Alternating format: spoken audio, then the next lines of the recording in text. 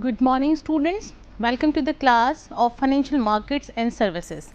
The topic which we are going to study today is theories of the impact of financial development and the saving and investment.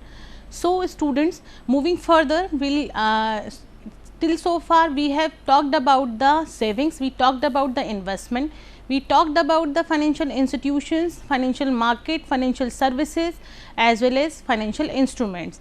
Now there are some theories which are actually important to go further in this subject.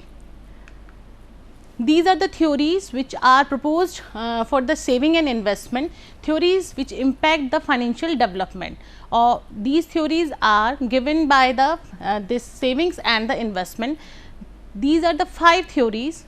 First one is the classical prior saving theory, second is credit creation theory, and the third one is forced saving and inflationary financing theory, financial regulation theory and the liberalization theory. One by one we will discuss these theory.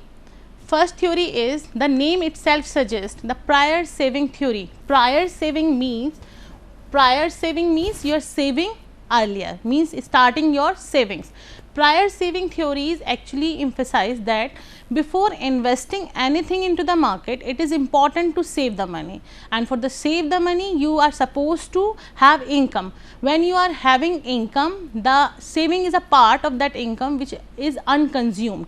When the amount is left out and the money is not being utilized in the consumption, that time it is known as the saving, and the saving is the prerequisite of the determinants and it become the determinant for the investment. This is the first step, that you are supposed to save your money and then only you can make the investment. It is just averse of the inflation. Inflation means when your money value is decreasing your money value, means when you save your money, when you are keeping your money with yourself and you are not putting your money into the market, it means this is idle money, this will not return you anything back. But when you are keeping your money into the bank account, that time the bank will definitely give you interest, and with this interest you can somewhere you can cope up with the inflation. So actually this is known as this theory is inflation averse, and it advocates the control of the inflation. Now we will discuss about what this theory suggests. This theory suggests the policy of reasonable high positive real interest rate to encourage savings by the public. People only invest when they will get the good interest amount on their deposits. If they will not get the return on their deposit, then the people will not go for the investment, or they will not deposit their money into the bank account. So it is very important to give the good return, good interest rate, so that the people can feel motivated for investing. Financial institutions promote development by offering the following transformation services. These are the 4 basic transformation services of this saving theory. First one is the liability asset transformation. See, when we talk about the liability, this thing is always in our mind, that liability is a burden for the company and liability we are supposed to pay back. But when we are talking in terms of the bank, means liability are deposits, are savings. When we deposit this money with the bank, these deposits become the liability for the bank, and their asset is what they are giving in the loan. It is just opposite to the individual balance sheet. In the individual balance sheet, the cash in hand or cash at bank, whatever money you are having, whatever assets you are having, that is your assets. But when you are taking the loan, when you are when you are creating your creditors, that time these are your liabilities. But in case of the bank, it is just opposite.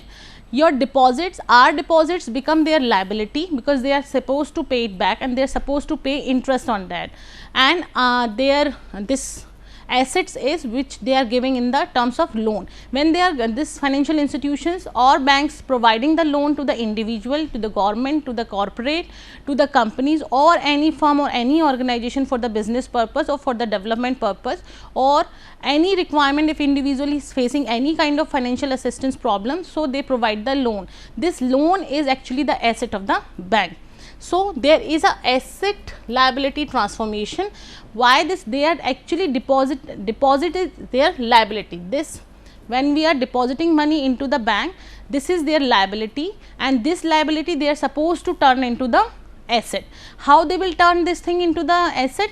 Because they will buy this deposit, they will actually issue the loans to the different required area, and this loan become their asset. That why it is being called the asset liability, liability and the asset transformation.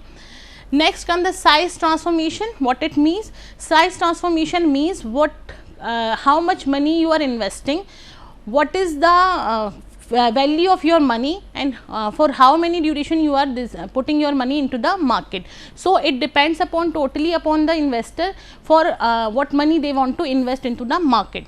Risk transformation, by the different modes of the investment, because so many investment avenues are there, like you can save your money, you can invest into the debt, you can invest into the commodity, you can invest into the different securities, you can invest into the gold, you can invest your money into the real estate. There are n number of avenues are available. In short, we can say that you can invest, you can prepare your portfolio according to your risk bearing capacity. What is the risk bearing capacity? Means if you having sufficient fund and you are very keen to earn more and more return, your backup should be strong, your risk bearing capacity should be high. Means if you can bear the risk, then you can raise the more and more return. So for more risk, for more return, you need to take more risk. So you can choose the risky investment which are directly associated with the market conditions. So if you are not that much risk taker, so you can, what you can do, that you can choose the safe things, or you can choose the safe investment avenues by which your interest would not be affected, by which your purpose would be solved and your money would be safe. So the thing is this, that for the investment, for making any investment, you need to be risk, you need to know the risk, actually what is the risk associated with the particular investment.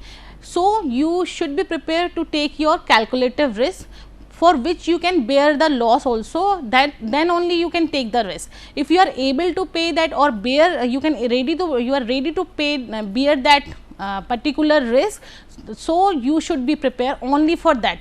If your ability is not that much, so if you are seeking for higher return and you are choosing the risky investment, but your capacity is not that much, if risk would be arise there, if your return are zero that time, if your return is zero, then that time it is always suggested that please diversify your investments, please diversify your money into the different option.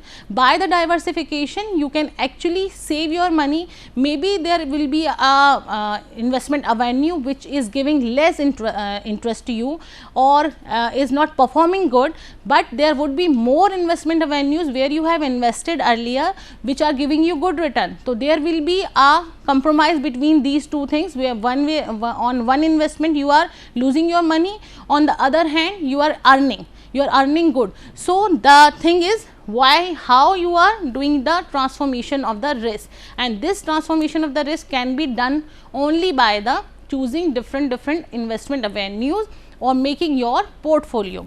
The next one is the maturity transformation. For how long duration you are investing into the market, why your saving is into the market, you are maybe you are planning to withdraw this money after 1 year, maybe you have a plan to withdraw this after 2 years, or maybe you have a long term plan. So it is just up to you and up to the saver for how long duration they want to invest into the market. Now the second theory comes, that is credit creation. The term itself clear that credit creation is what? When you are creating credit. Creating credit means what?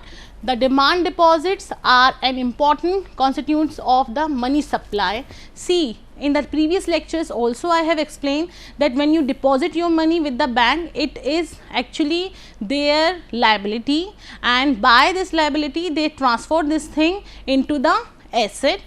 Why they are high, how they are converting this? Because they are providing the loan. If deposits are not available with the bank, then they cannot pay the requirement of the loan, then they cannot give anybody any kind of loan, they cannot provide. So this is the very first thing to create the credit, that deposit, demand deposit should be there. And expansion of the demand deposits means the expansion of the money supply. When demand deposit will increase in the economy with the bank, then only the supply can be increased. So the entire structure of the banking is based on the credit, and credit basically means the getting the purchasing power now and promising to pay it afterwards.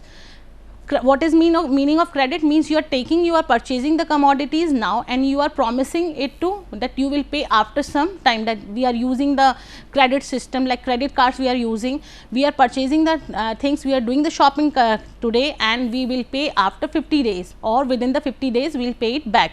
So this is actually structure which is planned by the banking sector to increase your purchasing power and you pay after some time. What it means? That bank credit means the bank loans and the advances. All banks keep certain part of these deposits with the minimum reserves to meet the demands, and deposits and lend out of the remaining to the earning income. See, why bank need to keep the money with them? Because they are supposed to meet the daily requirement. It is known as the working capital. So if working capital is not sufficient, then they cannot pay the other demand, they cannot pay other expenses also. So it is very necessary for them that keep that money with them, and rest money they invest into the other investment avenues to generate the profit, because they are also supposed to pay you interest on your deposits. The loan is credited to the account of the borrowers. Every bank loan creates an equivalent deposits in the bank. Therefore, the credit creation means the expansion of the bank deposits. These credit creation is the expansion. If you are creating credit, if you are giving more and more loans to the public or to the company, to the corporate, to the organization or maybe to the government, that time what you are doing, you are expanding your bank deposits. Now, there are two terms is being used in this slide, that is, one is the liquidity and other one is the profitability. What is the liquidity meaning? Liquidity means that when you having sufficient fund and you can meet with your daily requirement. And what is the meaning of profitability? Profitability means when you are putting your money into the market to get the more and more return. So in the detail, the bank must pay cash to its depositor when they exercise their rights, demand cash against their deposit. Whenever customer turn to the bank, whenever customer visit to the bank, if they are seeking the money, if they want to take their money back or if they are withdrawing, then that time bank should have the sufficient fund with them so that they can meet the requirement of the customer. And what is the profitability? Profitability means the bank are profit driven enterprises. Nobody in this world is here to sit quiet. They are doing work, they are earning, they are investing and they are getting return. Just this is the same thing, same example for the banking sector also. They are working for the more and more return to generate more and more income, by which they can actually provide the interest to the depositor, they can meet their daily requirement, they can meet their working capital and their other expenses also. So what is this profit driven enterprises? That they are earning regularly. The main task of the bank is only to earn the profit and serve the society. Therefore, the banks must grant a loan to them in the manner that higher interest than what it pays on its deposit. So when you are supposed to pay money to the other person as a interest, that time you should invest your money in such a way that your income is high, the revenue should be high. If you less the expenses from your revenue, expenses is what? Your expenses is when you are giving interest to your depositors, then there should be some money left out for your business, for your benefit. So what it means that when you are investing into the market, you should invest with the high interest rate, and when you are taking the return, when you are taking it back, you are supposed to pay to the depositor also. That time you should have something in your hand. It doesn't mean that you are spending all the money with the depositor, you are giving all the money to the depositor, but you should maintain this thing that your liquidity and profitability should be maintained. There is a thing that if you are maintaining the liquidity, you cannot maintain the profitability, and if you are maintaining the profitability, you cannot maintain the liquidity. So there we can explain this thing by the graph. See, this is your liquidity and this is your profitability.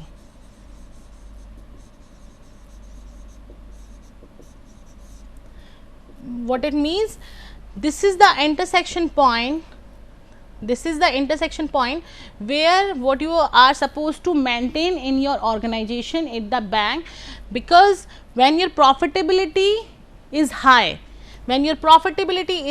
your liquidity is less, but as your profitability goes down, your liquidity increase, and when they intersect with each other, this is the perfect time, this is the perfect place where you are supposed to maintain your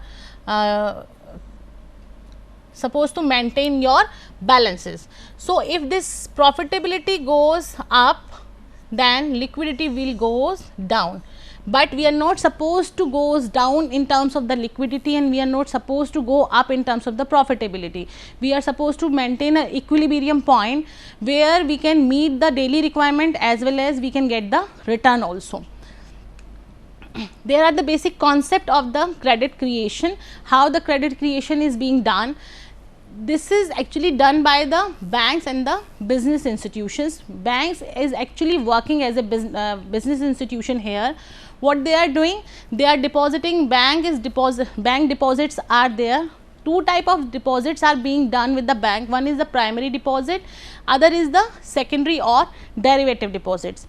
Third, we'll talk about the cash reserve ratio, that is CRR, that a bank need to maintain with them. The current CRR is 3% currently, and bank are supposed to maintain this balance, and this balance is supposed to give to the RBI, and they cannot use this money with the within the organization, and they cannot use this particular CRR for their economic transaction, for any kind of expenses they cannot use it, but they are supposed to maintain that balance that is required.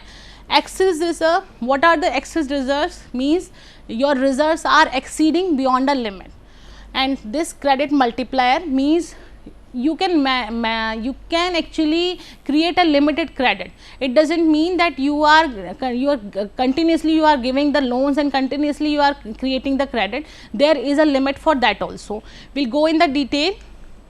The primary deposit is what? This deposit arise or formed with the cash and check deposit by the customer with the bank. When any customer come to the bank and when they deposit their money with the bank in the form of cash, or maybe they are depositing their money in the form of check, that is actually creating this is known as the primary deposit. When the person deposit money or check with the bank, will credit his account. When you are depositing your money with the account, that they show in the passbook that this account has been credited with this amount. So what it means, that this amount is a liability for the bank. The customer is free to withdraw this amount whenever they feel like, or whenever they want to withdraw this money. They want to withdraw by the cash, or they want to take it by the check, or they want to make any kind of payment by online method, they can use it. These deposits are called the primary deposit or the cash deposit. Why is it so? Why we are calling it primary deposit? Why we are calling it cash deposit? Because this is the very first thing. Very first thing means the primary deposit are being done by the saving of the savers by the deposit of the public. When public is depositing their money with the bank, then only these things are formed. So, primary deposit means when the money is being transferred to the bank account of a particular person, and when you deposit your money with the bank. It is out of these primary deposit that a bank makes loan and advances to its customer. Only by the help of this primary deposit, the bank can actually perform their rest of the task. The initiative is taken by the customer themselves in case the role of the bank is passive. If you want to withdraw your money, you can withdraw your money whenever you feel like to withdraw. This is the benefit of the primary deposits. So, these deposits are called the passive deposits. Now, we are coming to the derivative deposit. What is a derivative deposit? Bank deposits also arise when a loan is granted or when a bank discounts a bill of purchase, government or securities. What it means? Deposits are also arise.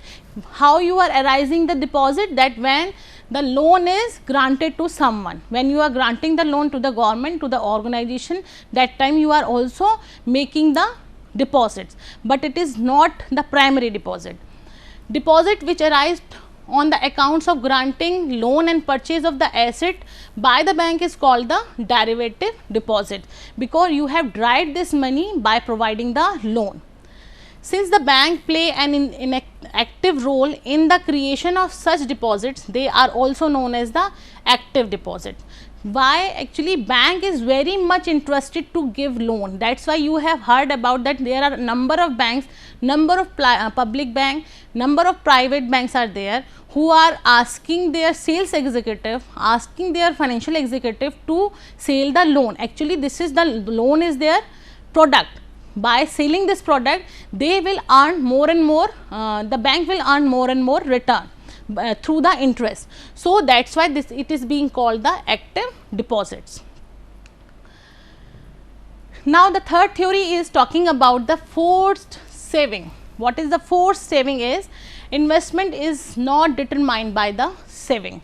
In this theory, this theory is explained about that the investment is not derived by the saving. Investment can be increased autonomously through monetary expansion. When you are creating a monetary expansion with you, then only you can invest your money. It is not necessary that by the saving only you can invest your money. Channel through which monetary expansion affect the economic growth. You search the different channels by which you can actually your monetary expansion can affected by the this economic growth. If the resources are unemployed, if we would increase aggregate demand, output and the saving. If resources, what are the different channels? These are the channels are like when you are, if resources are unemployed, when your resources are not being utilized, when your resources are idle, when you are not utilizing your resources in the sufficient manner, it would increase aggregate demand, output and the saving. So, there are two types of effects are there, that is the portfolio shift effect.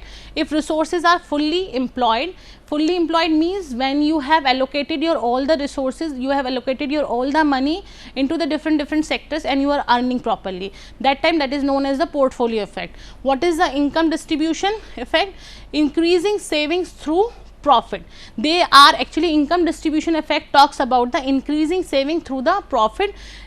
How they are increasing the income? Through the different mode of profits. This is the inflation tax effect. Inflation tax effect means how you are doing, how the inflation is being affected by the tax, or tax is your tax is being affected by the inflation, and what is the inflation rate in the current situation. So, these are the points which talks about the forced theory. As a sum up, we can say that this forced theory actually focus on the investment rather than the saving. Saving alone cannot perform good. If you save your money and if you are keeping your money with the bank only, then it will not give you the sufficient return. But when you are putting your money into the different option, spite of different risk, or whether you are risk averse or you are risk taker, when you are investing your money and you are making your portfolio, then only what you can do, you can earn, you can do the more and more saving. Moving to the next theory, this theory actually basically what is financial regulational theory. What is the regulation? Means some guidelines or some rules are there. So, financial markets are prone to the market failure. It is very much affected by the market failure. If anything happens into the market, immediately this will affect the economic growth of the country. Certain forms of the government intervention are required. See, when there are no rules, there are no regulation, and when there is a liberty is there, so nobody is taking care of the rights or the interest of the investor. So, that time the government should intervene in some portion or making some guidelines, should make some guidelines to save the welfare, to save the investor interest. So, the lowering the interest rate through governmental intervention improve the average quality of the pool of loan application and improve the efficiency of the capital is allocated. What it means? That you are cutting down the interest rate. When you are cutting down the interest rate, because government is making guidelines, you cannot charge much interest, you cannot charge the interest according to your own wish. So, when government is intervening, they are maintaining that this interest rate should be charged. Direct credit programs can encourage lending to the sectors which is usually shown by the market. This direct credit programs can encourage lending sectors. How? Because when you are providing direct credit, then this sector can be enhanced. Government intervention provide that public goods and the stable payment system. This is the only government who made the rules and regulation or provide the guidelines also. Earlier also I told you that there is RBI is there. RBI means the central bank is there, who are making guidelines for the banking sector. SEBI is there, who are making the guidelines for the security purpose, for the security investment. When you are investing your money, it is saving the interest of the investor. This is the last theory of today's lecture, that is the financial liberalization theory. What is the financial liberalization? Means increase in the interest rates on a variety of financial assistance as they would adjust to their competitive free market equilibrium. What it means? When you are increasing the interest rate on the variety of financial asset. What are the different financial assets? Different financial asset means what are the different instruments, different institutions which are giving you financial services. Financial assets means you are taking the financial assistance, and by this you are actually investing your money into the different financial asset. It is like your equity is there, when you are investing, your stocks are there, equity and the preference shares, and this bonds are there, your debentures, means the primary market and the secondary market. Okay. It would adjust the competitive free market equilibrium level, because when there would be a liberty for the investing your money, then there will be a equilibrium point. Increase in saving, reduction in the holding of real asset. Increasing saving, how it is possible? Reduction in the holding of real asset. When you are holding the real asset, that will increase your savings. The increase in the financial depending and the expansion of the supply of the real credit. What is this supply of real credit? Means you are providing the loans, it should be expand. Increase in the investment, investment should increase. When investment is increasing, then only the market will get the sufficient fund and the supply would be good in the financial system. Increase in the average productivity of the investment. Increase in the average productivity means when you are investing your money and your return is your investment is giving you good return, wonderful return, then only you can increase your productivity. Increase in the allocative efficiency of the investment. See, whenever you choose any option for the investment, it is always necessary to choose it with the very wisely and take the decision very confidently. So, the thing is this, when there are n number of rules and regulation provided by the government, and when you know how to save your interest and when you know how to actually invest your money into the market, so you can choose the best investment options and you can increase your allocation and you can actually effectiveness would be there then.